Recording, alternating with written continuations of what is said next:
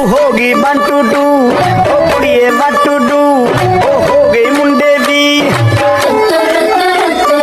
বিয়ে খেতে কার না ভালো লাগে, আর সেটা যদি হয় বান্ধবীর বিয়ে, তাহলে তো মজাই আলাদা। আজ এই ভিডিওতে আপনাদের সাথে শেয়ার করব 3 দিন ধরে আমি কি কি করেছি আর বিয়েতে কতটা মজা হয়েছে। তো চলেন শুরু থেকে শুরু করি। আসসালামু আলাইকুম গাইস, দিস ইজ মি সাজিয়া আক্তার। কেমন আছেন সবাই? আশা করছি সবাই ভালোই আছেন। তো আমার বান্ধবী কিন্তু বিয়ের দাওয়াত আমাকে 1 মাস আগেই দিয়েছিল। বিয়ের অনুষ্ঠান শুরু হয়েছিল ঈদের পরের দিন থেকে। তো আমিও রওনা দিয়ে দিলাম বান্ধবীর বাড়ির উদ্দেশ্যে। কুষ্টিয়া থেকে ওদের বাসায় যেতে প্রায় 40 মিনিটের মতো লাগে। বান্ধবীদের বাসায় যেতে ফার্স্টেই ঘোড়ার ঘাট পার হতে হয়। তো এখানে দেখতেই পাচ্ছেন নদীটা শুকিয়ে একদম চর হয়ে গিয়েছিল, কিন্তু কি করার, এই রাস্তাটা কাছে হওয়াতে বেছে নিতে হয়েছে। তারপর একটা ভ্যান ভাড়া করে গ্রামের রাস্তা দিয়ে পাড়ি দিতে লাগলাম। বাজার, হাট, গাছপালা দেখতে দেখতে পৌঁছে গেলাম বিয়ে বাড়িতে। গিয়েই দেখি রং খেলা শুরু। যাকে পারছে তাকেই রং লাগাচ্ছে। পুরো পরিবেশটাই ছিল আনন্দে ভরা। সত্যি বলতে গ্রামের বাড়িতে কিন্তু এই মজাটা একদমই আলাদা। এরপর শুরু হলো ক্ষীর খাওয়ানোর আয়োজন। অনেক সুন্দর করে প্লেট সাজানো হচ্ছিল। যার দায়িত্ব নিয়েছিল নোভার কিন্তু বড় বোন। নিজের হাতে প্রতিটি আইটেম এত সুন্দর করে সাজিয়েছিল, দেখেই অনেক ভালো লাগছিল। হলুদ শাড়িতে ওকে অনেক সুন্দর লাগছিল। সবাই একে একে ক্ষীর খাওয়াচ্ছিল, আমিও কিন্তু বাদ রইলাম না। আমিও কিন্তু বান্ধবীকে ক্ষীর খাওয়াই দিয়েছিলাম। দ্বিতীয় দিন ছিল মেহেদি নাইট। নোভার বিয়েতে অনুষ্ঠান ছিল।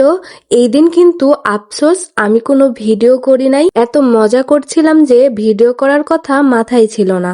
তবে রাতে বিয়ের গেট দেখতে বের হয়েছিলাম। গেটটা রাতে এত সুন্দর লাগছিল, চারিদিকে আলো, জাঁকজমক, সাজসজ্জা, একদম সুন্দর পরিবেশ। এরপর বিয়ের দিন। এই দিন নোভাকে দেখে আমি একদম অবাক, কারণ লাল টুকটুকে বউ হয়ে রেডি হয়েছিল, একদম পুতুল লাগছিল। মাশাল্লাহ, খুব সুন্দর লাগছিল বান্ধবীকে। আমি ওর পাশে বসে কিছু সুন্দর মুহূর্তের ছবি আর ভিডিও নিয়েছিলাম। এরপর শুনলাম বরের গেট ধরা হবে। আমিও দৌড়ে চলে গেলাম দেখার জন্য। গেটের সামনে সবাই দাঁড়িয়ে শুরু হলো আসল মজা। বর আসার পর তার জন্য নানা ধরনের জুস বানানো হয়েছিল, যেটাতে ছিল ঝাল, টক, মিষ্টি। কিন্তু এখানে একটা টুইস্ট ছিল, সেটা হচ্ছে যে কোনো একটা বেছে নিতে হবে। বরের দুলাভাইরাও ছিল। সবাই মিলে হাসি ঠাট্টায় মেতে উঠেছিল। এরপর শুরু হলো দরদাম। ভিতরে ঢুকতে হলে টাকা দিতে হবে।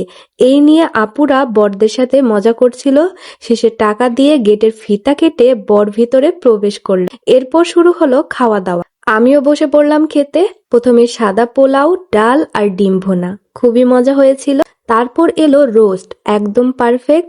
এরপর গরুর মাংস দিয়ে খেলাম। তো আমি এখানে আবার বলছিলাম বান্ধবীর বিয়ের খানা স্বাদ তো স্পেশাল হতেই হবে। এরপর সবচেয়ে মিষ্টি দই দিয়ে খাওয়া শেষ করলাম। তারপর দেখলাম বরের জন্য আলাদা করে সাজানো হচ্ছিল থালা, যেখানে ছিল নানা রকমের মজার মজার খাবার। তারপর কিন্তু বান্ধবী তার ফরজ কাজটা সম্পন্ন করে ফেললো, খাতায় সাইন করে। কবুলের সময় ওকে একটু নার্ভাস লাগছিল। আসলে এই মুহূর্তটা প্রতিটা মেয়ের জন্যই অনেক ইমোশনাল। সম্পূর্ণ পরিষদে আমার উকালতিতে সাক্ষীগণের উপস্থিতিতে তোমাকে বিবাহ করতে আসিয়াছে। তুমি তাহাকে আল্লাহর হস্তে স্বামী বলিয়া কবুল করো। আদর করে বলে দেবে আলহামদুলিল্লাহ কবুল।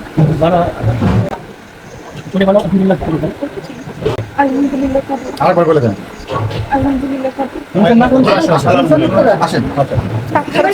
আলহামদুলিল্লাহ, সবকিছু সুন্দরভাবে সম্পূর্ণ হয়েছিল। সবাই নোভা আর তার জীবন সঙ্গীর জন্য দোয়া করবে, যেন তাদের আগামী দিনগুলো অনেক সুন্দরভাবে কাটে।